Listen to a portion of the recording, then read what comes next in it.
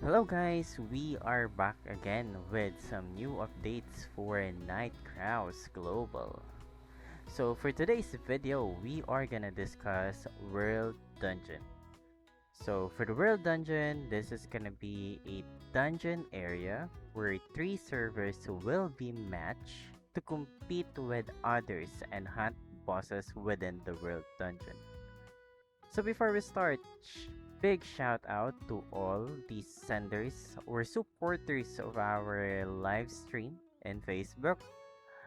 At the same time, uh, for all the seed senders that supported our support code with streaming for Nightcrows, thank you so much for the support for this month of June, and hopefully you'll be supporting me as well in the following months.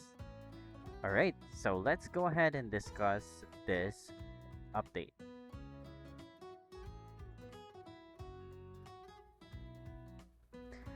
Alright, so as I was saying a while ago, for the World Dungeon, this is gonna be a dungeon where three servers will be matched in a single area to compete for the World Dungeon boss. So this boss will actually provide an abundant amount of rewards. And at the same time, aside from the boss, there are also monsters that you can hunt down inside the dungeon that will give you Valor coins. So let's go ahead and discuss the basic information. What would be the criteria to enter a World Dungeon? So guys, technically for this, the level requirements is just level 30 or higher. Alright? So once you've hit level 30 or higher, you've already hit one of the criteria. Now, second criteria is gonna be growth rate rank. So the growth rate rank is based on the growth rate rank that is provided in game. So that rank will be refreshed daily at reset time. At the same time, just to let you know, inside the dungeon, teleporting is not available. Since there is a new debuff, which is Ratsash's Gaze. So, not sure if I read it right, but it's Ratshata's Gaze effect. Alright? Then, aside from this, yes, dungeon effect. So, the dungeon effect penalty, which is the Ratshata's Gaze, would actually be applied to the players inside the dungeon. So teleporting within the areas get disabled, but you can actually negate this debuff. Alright, so what you just need to do is purchase an ancient relic. So for the ancient relic, you just have to upgrade that relic up to plus 5 of enhancement, and then the effect of the debuff inside the dungeon would no longer be applicable to you. All right, so how will you purchase this? So you can actually look for the Valor Coin Merchant NPC inside, and upon checking, as you can see in the video, that's gonna be 50,000 Valor coins. And aside from the ancient relic, you can also see other rewards or other items that you can buy using your Valor coins.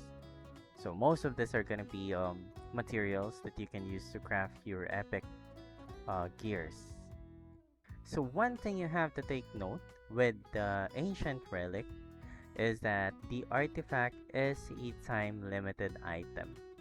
So on the item itself, you will see how long or when this will no longer be effective or used. So technically for this, as you can see, this will end in the upcoming season. So you can see the date and this item when it's going to be effective. Alright, so for dungeon information. So for this dungeon, you will see two dungeons when you click the World Dungeon tab.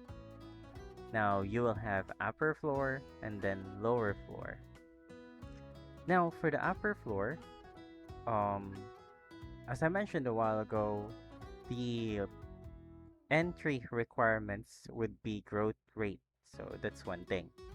Now for the upper floor, if your growth rate rank is from first until the 200, you'll be able to join or participate that floor. Now for the lower floor, this is gonna be for players that has a growth rate rank of 201 to 400. And for the schedule, you can participate to this every Thursday. That's from 9 o'clock to 11 o'clock. And then every Sunday as well, 9 o'clock to 11 o'clock. So this is going to be servers region time. So you will have this like 2 hours of span to do the boss hunts, farm your Valor coins inside the dungeon.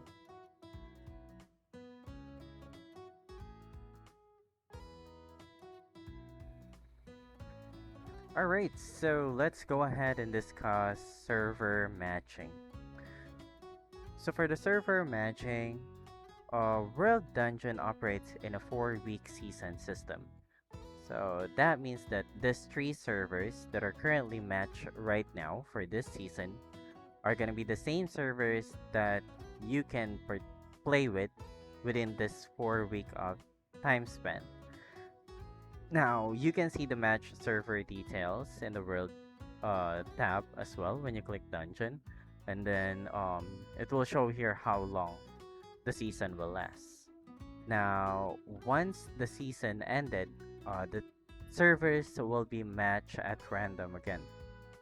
So for the group coordination results, it will be announced on the official homepage of Nightcrows.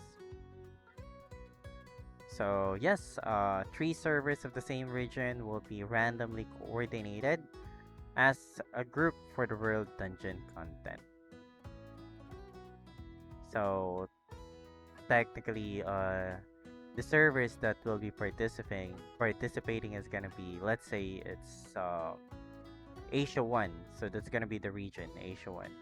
Now all of the servers in those from Asia 1 will be matched randomly, so any of them would be your partner server after the 4-week season system.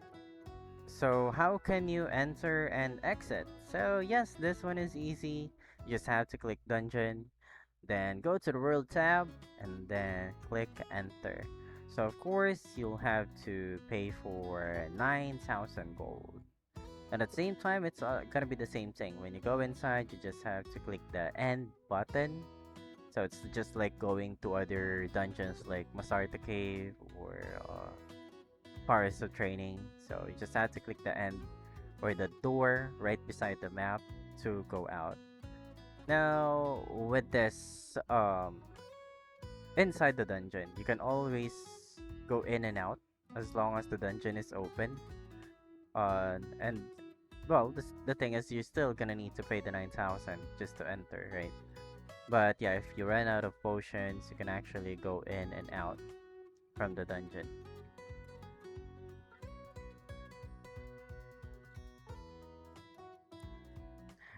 And then once you're inside, just to show you the checkpoints where you're actually gonna respawn.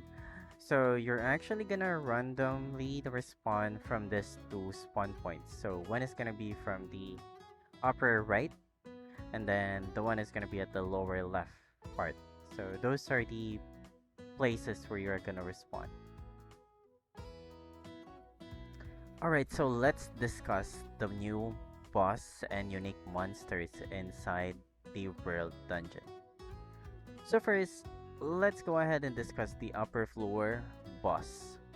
So for the upper floor boss, as you can see here, you will have two boss to defeat.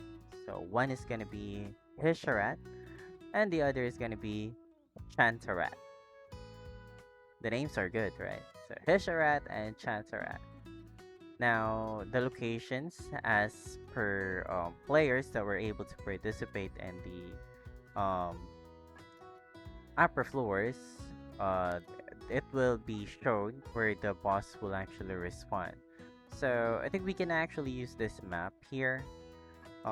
So this will be the place where those boss will respawn.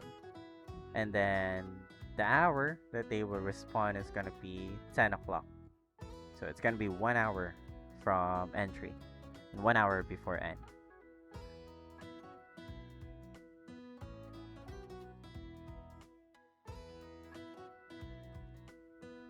So what are the possible drops from this boss?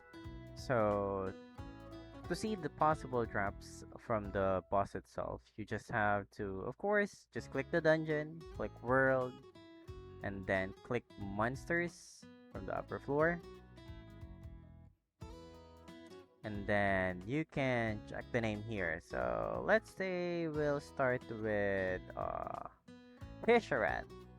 So for Hisharat, as you can see here, these are the possible drops that you might get when the boss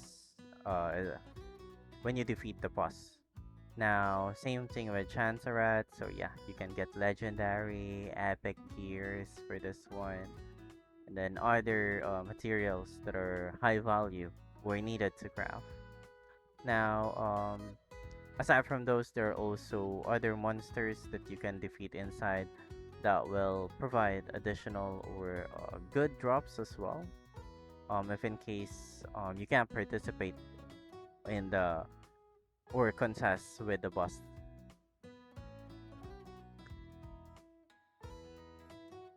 Now with the lower floor dungeon, for the lower floor dungeon, technically with this one, there are no big boss like Hisharat and Chansarat, but there will be unique monsters. So for the unique monsters, we have Oldor and Ediard. Alright.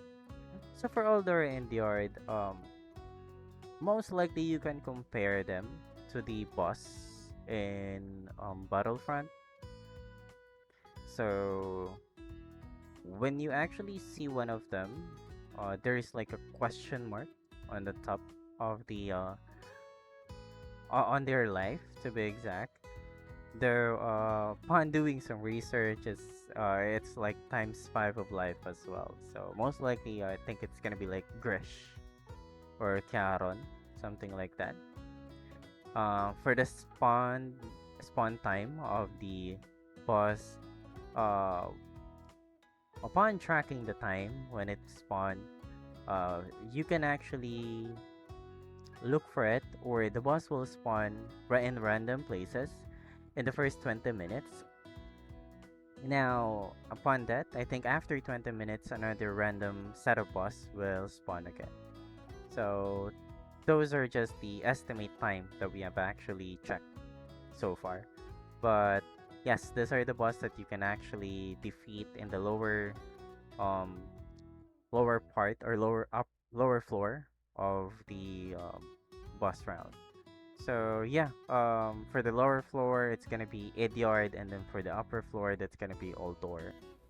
All right, so let's go ahead and discuss Valor coin.